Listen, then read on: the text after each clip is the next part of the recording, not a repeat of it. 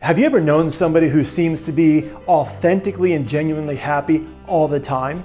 How is it that they can be like that? What is it that's so different in their life that they can have a smile on their face and be beaming with joy every day? I'm Dr. Joel Feeman, and today I want to talk with you about the habit of happiness. When it comes to happiness, there's quite a simple formula when it comes to achieving that, right? The fact is, most of us in life have been trained to believe that happiness is ahead of us, not in the present, but when we set certain goals or desires or things that we want, that once we achieve those things, then we can be happy. Seriously though, isn't that really the way we've been led to believe that happiness is achieved? By setting certain things and then working towards those?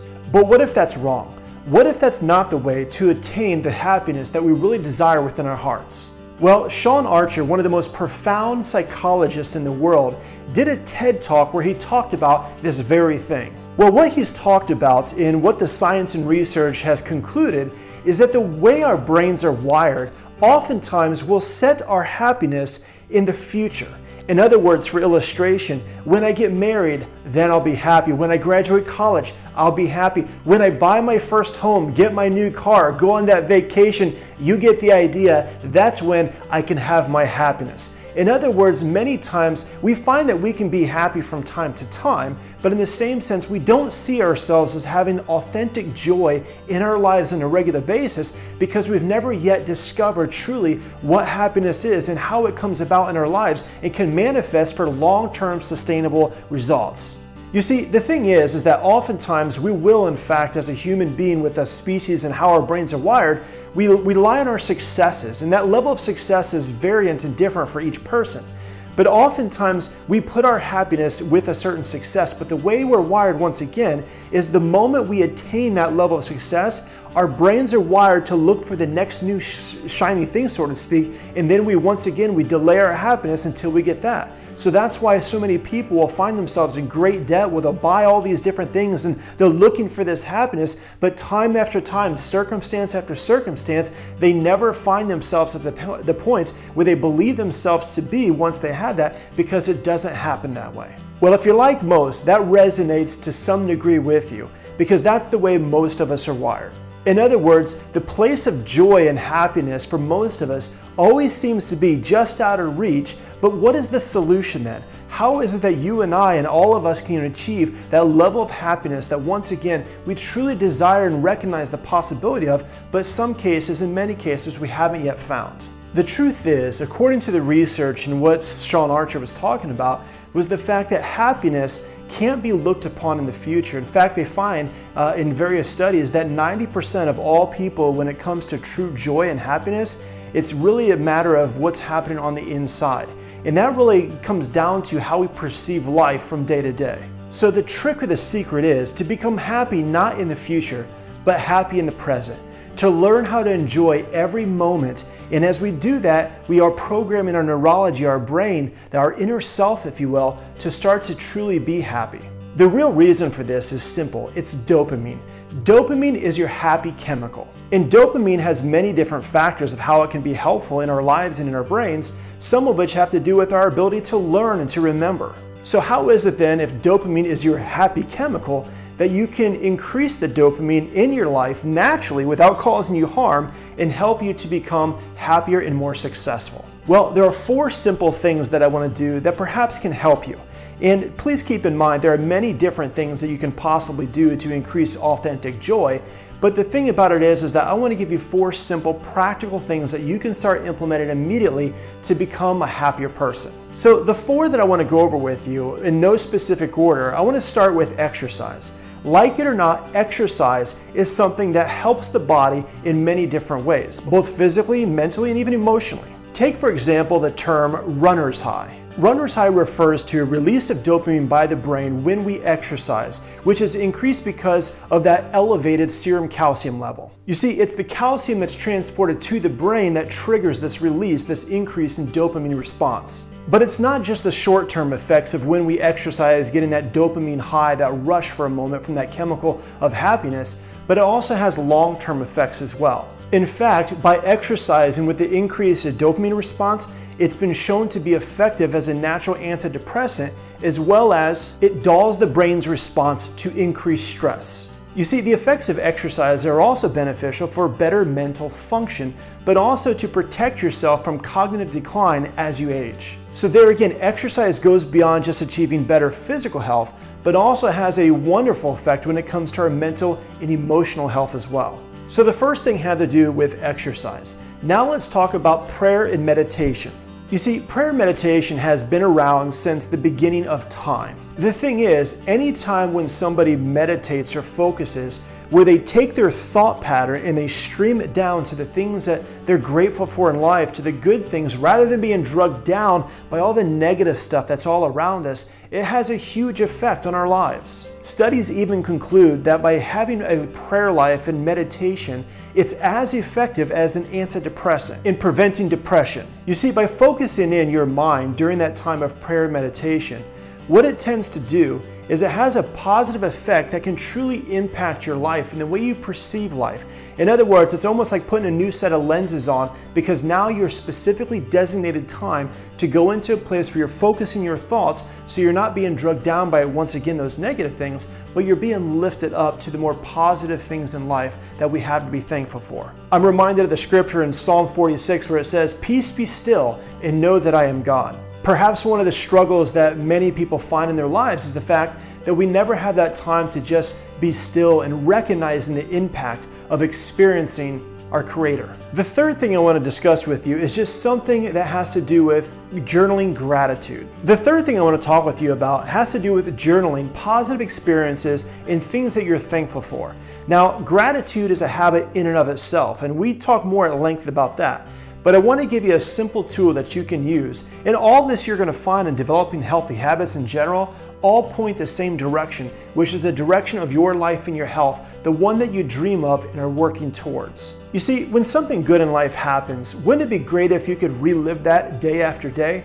Well, that's what journaling does. When you have those good things that happen in life, when you journal and you write down those things with intent of thinking about the things that you're thankful for that day, those good experiences, the things that brought you joy and impacted you in some way that put a smile on your face, by writing those things down, not only did you experience it firsthand, but then you rose that back to your consciousness there, which also is going to release that dopamine and start to reprogram your mind to think about these things and the feeling that it brings along with you day after day.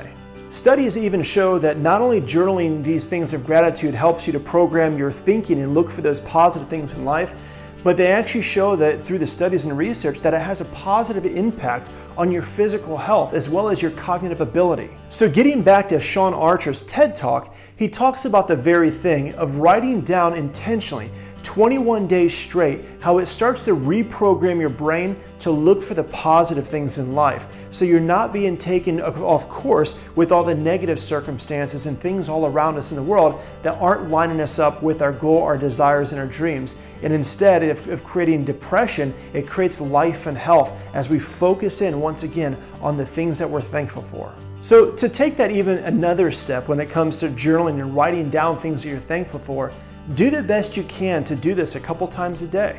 Perhaps set that pattern to where you do it first thing in the morning, where you just get up and you write down 3 or 4 or 5 things that you're thankful for. And you can expand your topic, and we'll talk more about this at another time. But the other thing is then try to think of during maybe a lunch hour and then again at dinner 3 other things. So you're not writing down the same things time after time, although that's acceptable. Look for the things in multiple occasions. So perhaps you had a good night rest, you woke up, you were thankful for something the day before, or the chance to be able to sleep in that day, or you had a good mattress and pillow, whatever the case may be. Look for something that you're thankful for. That I can look in my closet and find something to wear. I can go brush my teeth now and have a toothbrush and toothpaste and a sink, and I can stand on a floor that's not freezing cold because I have a rug beneath me. You get the idea. There's always something to be thankful for, and it doesn't have to be big. Thank God for the big things, but in the same sense, thank Him for the little as well. The fourth thing I want to talk with you about are random acts of kindness. Surprising to most, random acts of kindness have been shown in the studies and research to give you a natural dopamine boost. Listen, it doesn't take much to do a random act of kindness for somebody. To give a homeless a cup of coffee or perhaps a meal. to send somebody a thank you note, or to be able to help somebody out by mowing their lawn, picking up twigs, or maybe taking them to the store. Whatever the case may be, look for the opportunity to be able to bless somebody else. And the research is clear that by doing this, they found that it actually increases your dopamine response, which brings a more authentic joy and has a greater lasting effect than oftentimes the things that we do in an effort to become happy that rarely succeed long term. You see, once again, I'm reminded of what the Bible teaches us when it comes to serving other people. You know, Jesus said the greatest of all is servant of all. In fact, the word blessing in many contexts, although there's a lot of different contexts in the Bible, one of the meanings of the word blessing, if you look in the Amplified Version, means to be prosperous, to be happy, and to be admired. Then again in Genesis 12, when the blessing is put on Abraham's life, it says, "And I will make your name great, and you shall be a blessing, a source of great good to others." You see, once again, when you look at the habits, the things that many people found to be most impactful in their lives, it comes down to the little things.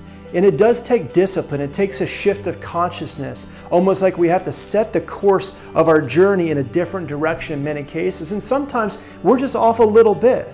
But that 1-degree course correct can truly change the impact of our lives and the lives of the people who we love and love us the most. One of the things that I believe this does is that as we serve other people, as we have random acts of kindness where we're looking for a way to be a blessing to other people, what it really does is it takes our focus off of self.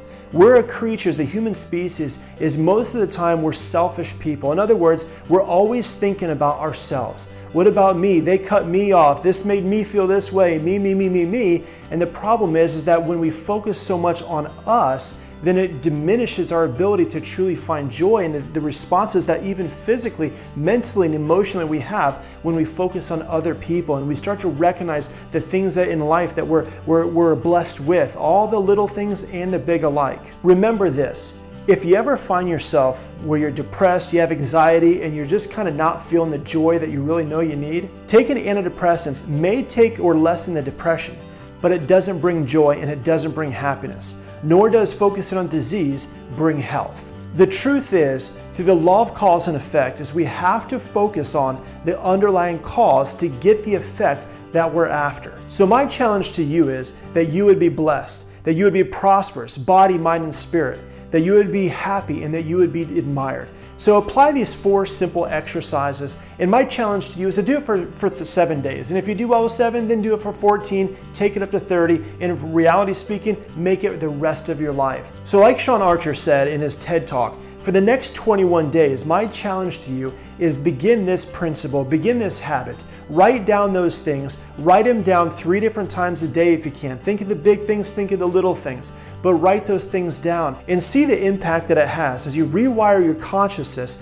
to be able to start to look for the blessings in life, the positive things, and not be distracted by the negative things that take you off focus. As you apply that as well as all the 4 little simple steps, you're going to find, if you're like most people, that your life will have an impact. As we've talked about with all the different habits that we're trying to establish, this is really about you walking the life, the call and the destiny that God has for your life, where you can experience the fullness of joy and happiness, that you can be blessed, body, mind, and spirit. Again, I'm Dr. Joel Feeman, here to empower you with truth and knowledge, so you know exactly what it takes for you and the people you love to not only be happy, but to be the full expression, the best, healthiest version of you possible. Until next time, God bless.